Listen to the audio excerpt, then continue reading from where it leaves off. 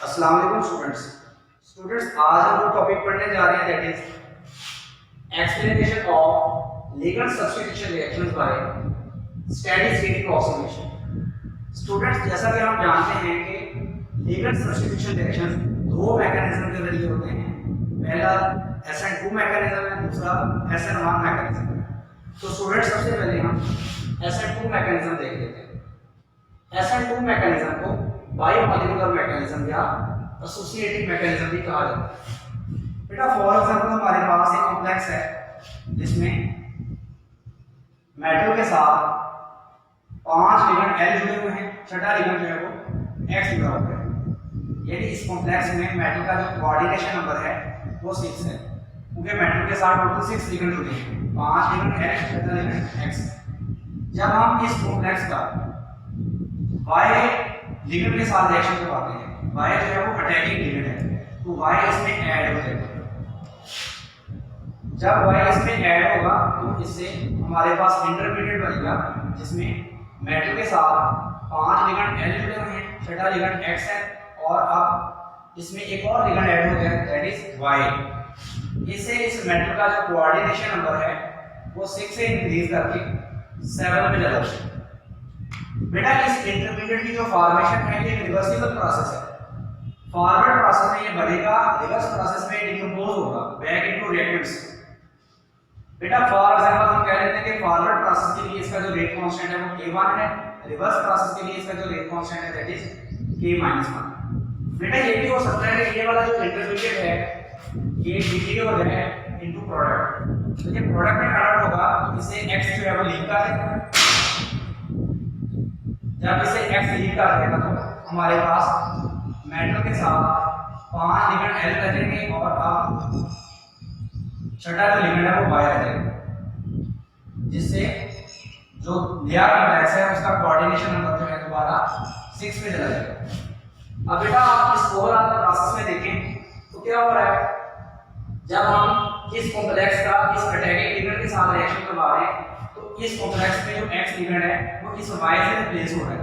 यहाँ पर आप देखें कि इस कॉम्प्लेक्स में X लगा हुआ है, लेकिन इस कॉम्प्लेक्स में क्या है, इस X की जगह Y है, यानी इस Y ने क्या किया, इस X को रिप्लेस कर दिया। यानी ये बेसिकली कौन सा रिएक्शन है, लिगेंड सब्स्टिट्यूशन रिएक्शन। ठीक है। अब बेटा जो प्रोडक्ट की फॉर्मेशन के लिए रेट कांस्टेंट है हम कह लेते हैं K2 है। बेटा अगर हमने प्रोडक्ट की फॉर्मेशन जो है इसका रेट स्टडी करना है तो इसके लिए हमने यहां पर अप्लाई करना है रेट लॉ। तो according to the rate law, rate of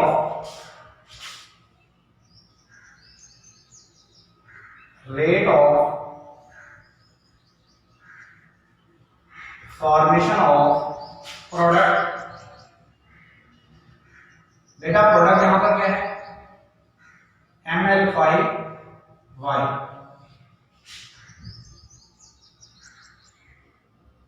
ये जो हमारे पास प्रोडक्ट है इसका जो रेट ऑफ फॉर्मेशन है ये किस पे डिपेंड करेगा, ML5Y। बेटा ये हमारे पास increase in the concentration of product है, increase in the concentration of this complex with passage of time. यानी टाइम के लिहाज से ये जो प्रोडक्ट है इसकी कंसंट्रेशन में कितना इजाफा हो रहा है। इस प्रोडक्ट की कंसंट्रेशन में जो इजाफा है वो किसके प्रोपोर्शनल होगा, इस इंटरमीडिएट की कंसंट्रेशन के। अब ये वाला जो इंटरमीडिएट है दैट इज ML5X1। बेटा ये वाला इंटरमीडिएट जितना ज्यादा होगा उतनी ये प्रोडक्ट ज्यादा बनेगी, क्योंकि इस प्रोडक्ट का बनना इस इंटरमीडिएट की कंसंट्रेशन पे डिपेंड करता है। जितना प्रोडक्ट ज्यादा बन रही है इट मींस के उतना ये जो इंटरमीडिएट है वो ज्यादा है। जितनी प्रोडक्ट कम बनेगी इसका मतलब ये है कि ये इंटरमीडिएट की जो कंसंट्रेशन है वो भी कम है। तो इसका मतलब है rate of formation of product is proportional to the concentration of intermediate. अगर बेटा इस साइन को हटा के अगर हम क्वालिटी देखें तो कहां कांस्टेंट आ जाएगा दैट इज K2, साथ क्या आ जाएगा ML5X1। ये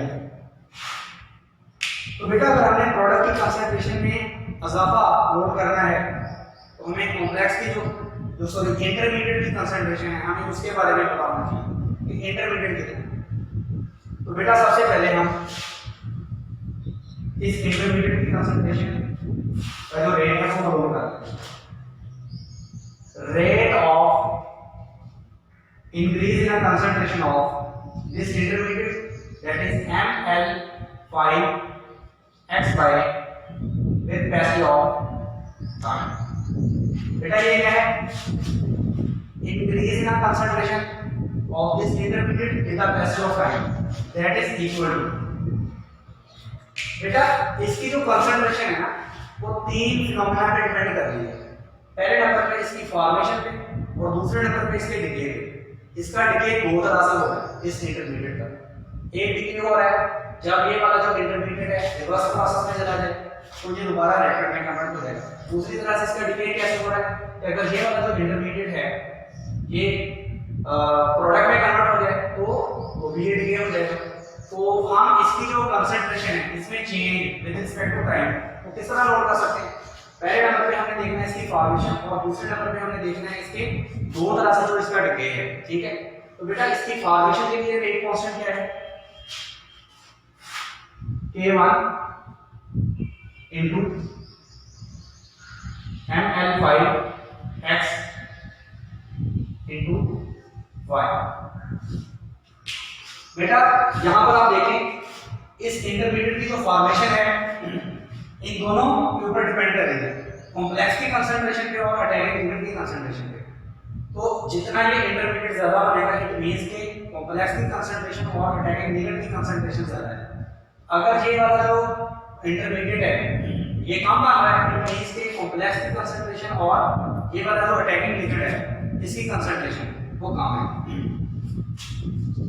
देखा यहां पर हमने रेट कांस्टेंट को कैसे लिखा? पॉजिटिव से, क्योंकि यहां पर इंटरमीडिएट की कंसंट्रेशन जो है वो इंक्रीज कर रही है।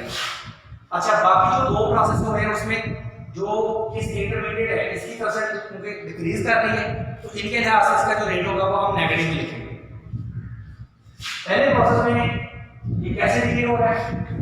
ये रिवर्स प्रोसेस के जरिए डिके हो रहा है दैट इज a माइनस 1 साथ क्या आ जाएगा बेटा? ml5xy। बेटा इस स्टेप में आप देखिए इस इंटरमीडिएट का डिके इसी की कंसंट्रेशन पे डिपेंड करेगा। जितनी इस इंटरमीडिएट की कंसंट्रेशन ज्यादा होगी उतना इसका डिके ज्यादा होगा, जितनी इसकी कंसंट्रेशन कम होगी उतना इसका डिके भी कम होगा। क्योंकि इसमें इसकी कंसंट्रेशन में डिक्रीज हो रहा है, इसकी कंसंट्रेशन कम हो रही है, इसलिए इसका जो रेट है वो हमने नेगेटिव में लिखा है। एक और तरह से डिके हो रहा है अगर ये प्रोडक्ट में कन्वर्ट हो जाए, प्रोडक्ट के लिए रेट कांस्टेंट क्या रहेगा? K2 और साथ ml5xy। बेटा यहां पर भी आप देखें कि प्रोडक्ट का बनना या इसका डिके होना तो इसी की कंसंट्रेशन पे डिपेंड करेगा। जितना ये ज्यादा होगा उतना ये ज्यादा प्रोडक्ट में कन्वर्ट होगा, ये उतना ये ज्यादा डिके होगा। इसमें भी हम रेट कांस्टेंट को किसमें लिख रहे हैं? नेगेटिव में, क्योंकि इसकी कंसंट्रेशन जो है इंटरमीडिएट की उसमें कमी आ रही है। बेटा एक वक्त ऐसा आएगा जब rate of formation of intermediate वो इक्वल हो जाएगा rate of this appearance of intermediate। बेटा इसी को स्टेडी स्टेट अप्रोक्सीमेशन कहा जाता है। स्टेडी स्टेट अप्रोक्सीमेशन किसे कहते हैं? Rate of formation of intermediate is equal to the rate of disappearance of intermediate or rate of decay of intermediate। तो जब बेटा rate of formation of intermediate और rate of decay of intermediate दोनों equal हो जाएंगे तो इस intermediate की ओवरऑल जो नेट कंसंट्रेशन है उसमें चेन 0 हो जाएगी। तो बेटा rate of formation of intermediate क्या है? A1 ml5x into y। ये rate of formation of intermediate है। ये किसके इक्वल हो जाएगा? Rate of disappearance of intermediate. बेटा अगर हम इसको और इसको इक्वेशन की दूसरी तरफ ले जाएं तो इनकी जो नेगेटिव साइन है पॉजिटिव में कन्वर्ट हो जाएंगे। a minus 1 ml5xy plus a2 ml5xy। बेटा अगर हम ml5xy को कांस्टेंट ले लें क्या होगा? यहाँ क्या आ जाएगा? a minus 1 plus a2 और इधर क्या है? a1 ml5x into y। बेटा अगर हम इस कांस्टेंट को इधर लेंगे a1 ml5x into y a minus 1 plus a2 that is equal to ml5x।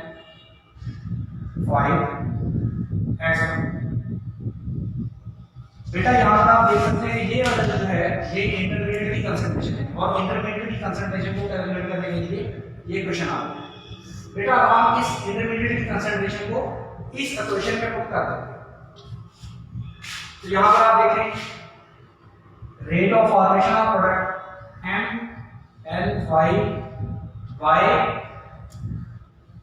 by dt, rate of formation of product that is equal to A2। और यहाँ पर हमने क्या अप्लाई करना है? यहाँ पर हमने क्या पुट करना है? इस इंटरमीडिएट की कंसंट्रेशन, इसकी वैल्यू ये है A1 ml5 x into y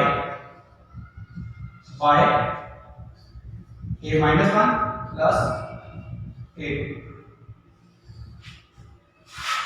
बेटा ये तमाम जो कांस्टेंट्स हैं अगर इनको कंबाइन कर लिया जाए तो एक नया कांस्टेंट ले लेते हैं दैट इज a। और ये किसके इक्वल होगा? ml5 x into y। बेटा ओवरऑल देखें जो रेट ऑफ रिएक्शन इस रिएक्शन की अंदर जो है वो rate of formation of product ये किसके इक्वल है? Rate of concentration of this intermediate and the concentration of attacking ligand. यहां पर आप देखें इस प्रोडक्ट का रेट ऑफ फॉर्मेशन इन दोनों की कंसंट्रेशन पर डिपेंड करता है। ठीक है, फर्स्ट ऑर्डर इसके लिहाज से है और फर्स्ट ऑर्डर इसके लिहाज से है। बेटा इस प्रोडक्ट का बनना ये किसके ऊपर डिपेंड कर रहा है? Concentration of complex and concentration of attacking ligand दोनों की कंसंट्रेशन के लिहाज से फर्स्ट ऑर्डर है और ओवरऑल जो है दैट इज सेकंड ऑर्डर। यानी इस रिएक्शन का जो रेट है या सॉरी इस रिएक्शन की जो काइनेटिक्स है वो कौन से ऑर्डर है? That is second order kinetics. First order with respect to the concentration of complex and first order with respect to the concentration of attacking ligand. ठीक है, इसी वजह से हम इसको SN2 मैकेनिज्म या बायोमोलिकुलर मैकेनिज्म कहते हैं। इसको एसोसिएटिव मैकेनिज्म क्यों कहा जाता है? क्योंकि इसमें अटैकिंग लिगेंड इस कॉम्प्लेक्स में ऐड हो गया यानी इसके साथ एसोसिएट हो गया जिससे इंटरमीडिएट बना जिसमें कोऑर्डिनेशन नंबर जो था वो 6 से इंक्रीज हो गया वो 7 पे चला गया। स्टूडेंट्स अब हम लिगेंड सब्स्टिट्यूशन रिएक्शंस की सेकंड मैकेनिज्म को स्टडी करने जा रहे हैं that is SN1 mechanism. SN1 mechanism को यूनिमॉलिक्यूलर मैकेनिज्म या डिसोसिएटिव मैकेनिज्म भी कहा जाता है। बेटा फॉर एग्जांपल हमारे पास कॉम्प्लेक्स है ml5x। इस कॉम्प्लेक्स में मेटल के साथ 5 लिगेंड L जुड़े हुए हैं और छठा लिगेंड जो है वो X जुड़ा हुआ है। इस मेटल का जो कोऑर्डिनेशन नंबर है दैट इज 6। बेटा सबसे पहले स्टेप में क्या होगा? यहां से X लीव कर दें जिससे मेटल के साथ 5 लिगेंड रहते हैं। बेटा ये वाला जो प्रोसेस है ये रिवर्सिबल है। फॉरवर्ड प्रोसेस में ये x यहां से लीव कर देगा, जिससे इस मेटल का कोऑर्डिनेशन नंबर जो है वो 6 से डिक्रीज होके 5 पे चला जाएगा। इससे ये इंटरमीडिएट बन जाएगा। ये भी हो सकता है कि ये दोबारा x इस इंटरमीडिएट के साथ कंबाइन करके ये कॉम्प्लेक्स दोबारा बना दे। फॉरवर्ड प्रोसेस के लिए जो रेट कांस्टेंट है वो हम k1 कह लेते हैं, रिवर्स प्रोसेस के लिए जो रेट कांस्टेंट है वो हम k-1 कह लेते हैं। बेटा ये भी हो सकता है कि इस इंटरमीडिएट के साथ जो है कोई और लिगेंड y रिएक्ट कर जाए, जिससे न्यू कॉम्प्लेक्स बन जाए Ml5y, ये प्रोडक्ट, ठीक है। और इस प्रोसेस के लिए जो रेट कांस्टेंट है वो हम कह लेते हैं K2। अब बेटा अगर हम यहां पर रेट लॉ अप्लाई करें according to the rate law, rate of formation of product बेटा कौन सी है? Product is Ml5y। इसका रेट ऑफ फॉर्मेशन किसके इक्वल होगा बेटे? Change in concentration of Ml5y with respect to time is proportional to the concentration of y and concentration of intermediate।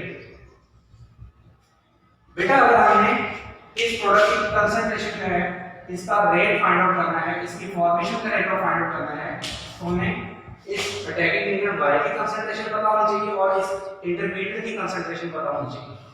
तो बेटा सबसे पहले हम इस इंटरमीडिएट की कंसंट्रेशन जो है इसको फाइंड आउट करते हैं।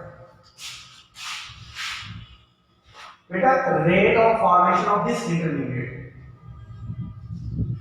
Ml5 with respect to time, ये किसके इक्वल होगी? बेटा जैसा कि आप जानते हैं कि ये जो इंटरमीडिएट है ये बन भी रहा है, डिके भी हो रहा है। अगर आप फॉरवर्ड प्रोसेस में देखें तो ये बन रहा है, रिवर्स प्रोसेस में देखें तो ये डिके हो रहा है, बैक इनटू आप कहते हैं रिएक्टेंट। और सेकंड स्टेप में भी अगर ये वाला इंटरमीडिएट y के साथ रिएक्ट कर जाए तो ये प्रोडक्ट में कन्वर्ट हो जाएगा, ठीक है। ये भी इसकी कंसंट्रेशन जो है उसमें ज्यादा नहीं होगा बल्कि कमी आएगी, जिससे ये प्रोडक्ट बन जाएगी। तो बेटा इसके साथ तीन फिनोमेना हो रहे हैं इस इंटरमीडिएट के साथ। पहले फिनोमेना में या पहले प्रोसेस में ये इंक्रीज हो रहा है, इसकी कंसंट्रेशन इंक्रीज हो रही है जैसे ये बन रहा है, और बाकी वो प्रोसेस में ये कन्वर्ट हो रहा है या तो प्रोडक्ट में या बैक इनटू रिएक्टेंट में। तो बेटा यहां पर हम देख रहे हैं कि फॉर एग्जांपल पहले स्टेप में क्या हो रहा है, इसकी कंसंट्रेशन में इजाफा हो रहा है, और इसकी कंसंट्रेशन में जो इजाफा है वो किसके ऊपर डिपेंड करेगा? रिएक्टेंट की कंसंट्रेशन पे, ठीक है। तो रिएक्टेंट की कंसंट्रेशन क्या है? Ml5x, ये रिएक्टेंट की कंसंट्रेशन है। बेटा रिएक्टेंट की कंसंट्रेशन जितनी ज्यादा होगी उतना ये इंटरमीडिएट ज्यादा बनेगा, क्योंकि इस प्रोसेस में इस इंटरमीडिएट की कंसंट्रेशन जो है वो इंक्रीज हो रही है, इसलिए इसके लिहाज से जो रेट है वो हमने पॉजिटिव से लिखा। बेटा सेकंड स्टेप में क्या हो रहा है, ये वाला जो इंटरमीडिएट है ये बैक इनटू रिएक्टेंट में जा सकता है, ठीक है। और इसके लिए जो रेट है वो रेट कांस्टेंट हो गया है, दैट इज k-1, और ये किसके इक्वल होगा? Ml5 into x। यहां पर आप देख सकते हैं कि इस इंटरमीडिएट में जो कमी है वो किस लिए हो रही है, क्योंकि ये इंटरमीडिएट जब x के साथ कंबाइन करके दोबारा रिएक्टेंट में चेंज हो रहा है। अच्छा, जितनी इस इंटरमीडिएट की कंसंट्रेशन और x की कंसंट्रेशन ज्यादा होगी उतना ये रिएक्टेंट जो है वो ज्यादा बनेगा, यानी इसका डिके होना बैक इनटू रिएक्टेंट वो इसकी अपनी कंसंट्रेशन और साथ x की कंसंट्रेशन पे डिपेंड कर रहा है। क्योंकि यहाँ पर क्या है, इसके कंसंट्रेशन में क्योंकि कमी आ रही है, इसलिए इसके लिहाज से इसका रेट होगा, ठीक है। रेट कांस्टेंट को किससे निकालना है? नेगेटिव से। एक और प्रोसेस हो रहा है जिसमें इसकी कंसंट्रेशन जो है वो कम हो रही है, वो कौन सा प्रोसेस है? अगर ये वाला इंटरमीडिएट जो है वो y के साथ कंबाइन करते हैं तो प्रोडक्ट बन जाएगी, जिससे इसकी कंसंट्रेशन में कमी आएगी। इसके लिहाज से जो रेट कांस्टेंट है दैट इज K2 और साथ क्या रहेगा ml5 into y। यहां पर बेटा आप देख सकते हैं कि इस कंसंट्रेशन, इस इंटरमीडिएट की जो कंसंट्रेशन है उसमें कमी इसलिए हो रही है क्योंकि ये रिएक्ट कर रहा है y के साथ, तो ये प्रोडक्ट में कन्वर्ट हो रहा है। अब यहां पर देखें इसकी कंसंट्रेशन क्योंकि कम हो रही है इस प्रोसेस के दौरान, इसलिए इसका जो रेट है वो भी हमने किससे लिख दिया, नेगेटिव से। अब बेटा एक वक्त ऐसा आएगा जब rate of formation of intermediate वो इक्वल हो जाएगा rate of decay of intermediate. इसी को क्या कहा जाता है, इसी को ही स्टेडी स्टेट अप्रोक्सीमेशन कहते हैं। स्टेडी स्टेट अप्रोक्सीमेशन से क्या होता है, rate of formation of intermediate is equal to rate of decay of intermediate. तो बेटा जब जितना ये इंटरमीडिएट जो है बनेगा उतना इंटरमीडिएट डिके होगा, तो इसकी नेट कंसंट्रेशन जो है वो उसमें चेंज जीरो हो जाएगा। तो हम लिख लेते हैं A1 ml5x और is equal to A-1 ml5 into x K2 plus K2 ml5 into y। यहाँ पर देखें ये वाली वैल्यू जो है यहाँ 90 है, ये वाली वैल्यू यहाँ 90 है, ये क्वेश्चन की दूसरी तरफ जाएंगे इसके साइन में नेगेटिव से पॉजिटिव में चेंज हो जाएगा। अब बेटा यहाँ पर हम ml5 कांस्टेंट लेते हैं, नीचे क्या रहेगा A-1 into x plus K2 into और ये हमने इसको लगा दिया।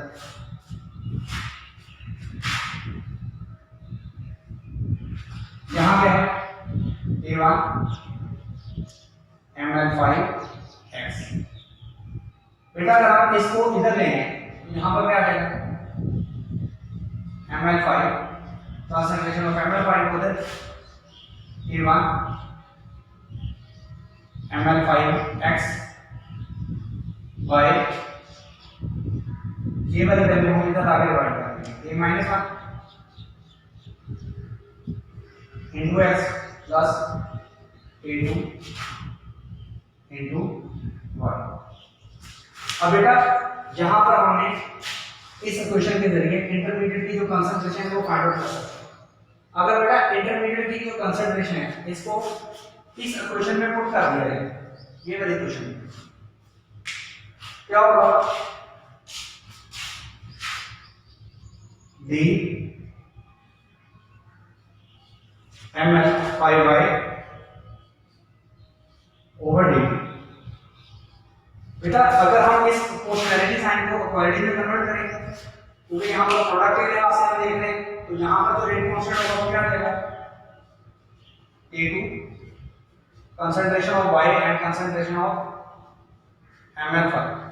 तो y की कंसंट्रेशन को तो हम वैसे ही ले लेंगे A2 कंसंट्रेशन ऑफ y और इंटरमीडिएट की जो कंसंट्रेशन है उसकी हमने वैल्यू पुट कर दी है। इंटरमीडिएट की कंसंट्रेशन की वैल्यू हमने क्या निकाली है, that is A1 ml5x over A-1 x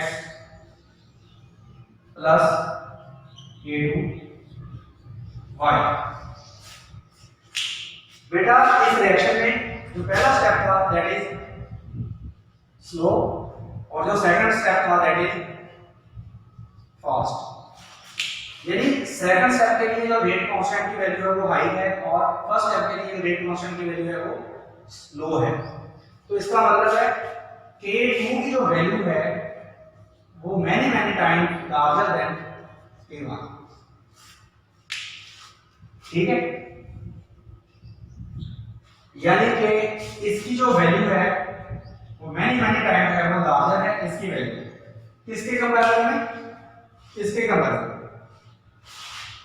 तो यहां पर हम इसको इग्नोर कर देते हैं, इस वाली वैल्यू को इग्नोर कर देते हैं क्योंकि इसकी वैल्यू तो बहुत कम है। K2 y into K1 ml5 x y, यहां क्या रहेगा K2 into 1। बेटा ये वाला y इस y से कट जाएगा, पीछे क्या रह जाएगा, ये K2 इस K2 से कट जाएगा, K1 साथ आ जाएगा ml5x। बेटा आप इस रिएक्शन में देख सकते हैं कि rate of formation of product किसके ऊपर डिपेंड कर रही है, सिर्फ इस कॉम्प्लेक्स के कंसंट्रेशन पे। यानी इस रिएक्शन का जो रेट होगा वो सिर्फ इस कॉम्प्लेक्स की कंसंट्रेशन पे डिपेंड करेगा। यानी ये वाला जो रिएक्शन है इसका ऑर्डर फर्स्ट है, ठीक है, ये फर्स्ट ऑर्डर काइनेटिक्स वाला रिएक्शन है, इसलिए इसे SN1 मैकेनिज्म या यूनिमॉलिक्यूलर मैकेनिज्म कहा जाता है। इसको डिसोसिएटिव मैकेनिज्म इसलिए कहा जाता है क्योंकि पहले स्टेप में यहां से जब x लीव कर देगा तो इंटरमीडिएट जो है उसका कोऑर्डिनेशन नंबर जो है वो 6 से डिक्रीज होके 5 पे चला जाएगा। यानी यहां पर बेसिकली पहला जो स्टेप है इसमें डिसोसिएशन हुई है of x from this complex, ठीक है बेटा, दैट्स ऑल।